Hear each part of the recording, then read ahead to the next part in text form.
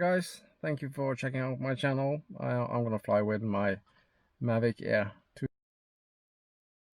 today. Looking forward to it. It's been some days with quite bad weather, so I'm gonna fly today in my hometown, you can say. And I'm sitting in my car, so I'm gonna take the drone up in the air and try to make some good videos. And I feel a little bit more relaxed now because I just taken the course, so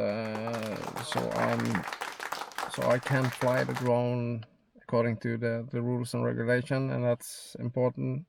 I hope everybody gonna do the same thing, following the rules where they live.